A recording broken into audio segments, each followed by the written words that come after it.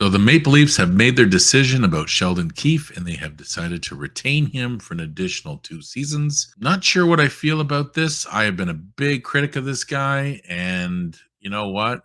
We're going to unpack all this in the video and we're going to talk about Sheldon Keefe and his extension.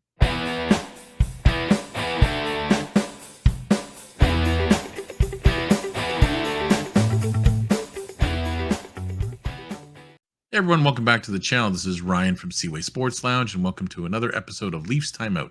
In this video, we're going to be talking about Sheldon Keefe, his contract extension, give everybody a little bit of history about this guy and what he's done in the game of hockey and coaching, and also unpack the numbers from Toronto itself to see what he has done to warrant this kind of contract extension and what Tree Living's done in the past, and of course, my general thoughts at the end.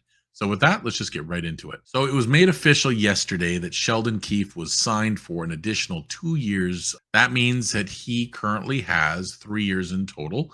This is his final year he is in right now, and then he's got the other two. So it's very similar to Matthews, just the extra couple years. This will put him well over 2025. He'll be running the Toronto Maple Leaf bench. General thoughts, early impressions. I was surprised that this was done in terms of actually retaining him, but we'll go into that in a minute. But they have. So let's go into the actual numbers of what he's done in the past, just to get a general feel for what this guy's all about. He has coached in 4 levels of hockey in his career. He was an NHLer at one point in his life. He did play for the Tampa Bay Lightning. After his career was over, he ended up going to the CCHL, which is the Pembroke Lumber Kings, which is the same league where the Cornwall Colts, my hometown, that's where that team is, that league. So he was coaching there. He coached the Sioux Greyhounds in the OHL. He coached also the Marlies in the AHL, which is the Maple Leafs affiliate team. And of course, the Leafs now for the past 4 years. So he's had extensive coaching across all levels of hockey. So that's something to be said. Now, with what he's done, he's actually won 5 championships with the CCHL. With the Lumber Kings, he took the Sioux Greyhounds to the conference final once in his time there. He also won the Calder Cup with the Marlies not too long ago. And then he became the only thing he's done with Toronto in terms of he's made the playoffs actually every year that he has been with Toronto. However, he's only had one playoff round win, and he's taken the Leafs as far as the second round, which was last year against the Panthers. So he's had success as a coach. So 4 seasons with Toronto, that's what he's done so far. He has coached them for 267 games, and he has a record of 166 in terms of wins, 71 losses, and 30 overtime losses, which puts him 6th overall in the team's 105 years. That's pretty impressive. I mean, let's be honest. I mean, they've assembled a pretty good team. They have some of the best players on the planet: Matthews, Marner, and Nylander, among others. That's good. I mean, that's more than top 10, almost top 5. Can in such a short order, 267 games. He's taken them that far, that well. So that's pretty good. He's actually now says here he's currently holding a .66622 winning percentage. So in the regular season. So regular season numbers are great. We all know now that barring any massive catastrophe, Toronto should make the playoffs again this year with him behind the bench. That's just simple what they do. They win. He's had 250-win seasons back to back currently, which is another stat that I read. You can't fault that. That's good. That's great. I mean, that's what we want. We want success in the regular season. That's what gets you to the playoffs.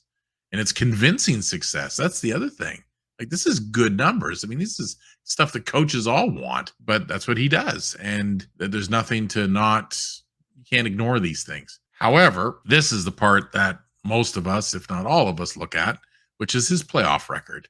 And his playoff record has not been very impressive. He's had a tough time adjusting to the playoffs at times. He has made, with what I watched as a fan, some questionable decisions to wondering whether he blends the lines too many times or doesn't move players off the other lines to open them up, maybe if they're getting hemmed in their own end or being basically boxed out by the other team's line, because he does have a lot of firepower to his disposal, and I don't find he uses it that much. But he's coached 30 playoff games for Toronto. He has a 13-17 record which puts him at a 421 winning percentage. That doesn't cut it. I mean, you got to do better than that in the playoffs. Again, no, he doesn't play. He's the head coach. However, it's his systems with his assistants that what the players try and his schemes are what the players try to play. So it's all part of the same system. Who's at fault? It doesn't matter. They're together and they have to work as one and they have to be able to get through. And his, like I said, he's only won one playoff round in 4 years in various states of how Toronto was built. He's got to do this, has to be better. And that's where I have my problem with this signing is that playoff record and the fact that it doesn't change. It's been the same movie over and over again, different forms of it, but it's the same thing where Toronto will play well. Like last year, they played well enough to win, but they were pushed a lot by the Tampa Bay Lightning, but it doesn't matter. They bent, but they didn't break and they won. But when it came to the Florida Panthers, on the other hand, didn't go so well. They lost in 5 games, as we all know, and it just didn't look right. So they looked very similar to what we're used to. This is where I have my problem with Keefe's extension, is right here, this playoff record. Now, Tree Living himself has done this before. He has retained a coach. He retained Bob Hartley as the Flames coach in 2013, 2014. Bob Hartley was on his way out at the time. They thought he was going to be fired. Didn't happen. Tree Living kept him on, and then he himself, Hartley won the Jack Adams that year that he was retained. Now, I'm not saying that's going to happen here in Toronto. However, Tree Living's known to do this, so it worked in his favor for a period of time. Interesting decision, but that's what he did. So this guy has a history of doing that. My thoughts in general. I'm lukewarm about it. I mean, coaches here they come and they go. They can hire them and fire them at any point in time. We've watched it over the years on various teams of how coaches are handled. If this doesn't change again, remember, this is Tree Living. This is not his person at the beginning. He's kind of made him his coach now by doing this extension. However, in reality, he's actually not his choice at the beginning. He was someone else's choice. So it'll all come down to what will happen on this year for him. Now, if he doesn't come through again and we see the same old stuff now, and if Tree Living makes the changes to make him a better playoff team, more gritty, more hitting, more can withstand the playoffs better, and he still doesn't get it done and they still wilt the same way, well, then there's probably a good chance he might let him go. And 2 more years is not a terrible number for MLSE, who has money, endless money, is basically money no object for this group. He's going to be retained 2 more years. So I don't know. I'm very lukewarm about this. I don't necessarily agree with this extension. That's my opinion.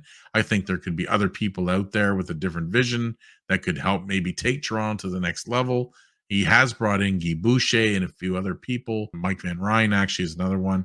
And they brought these guys in to assist him. I believe he was also involved in the process of selecting these guys. Whether this coaching staff will get it done, we'll have to see. However, I wanted someone else, but that's me. I'm just a fan. Like I said, I'm not the decider. And, I'm just the guy that watches the team and makes videos like this. So, you know what?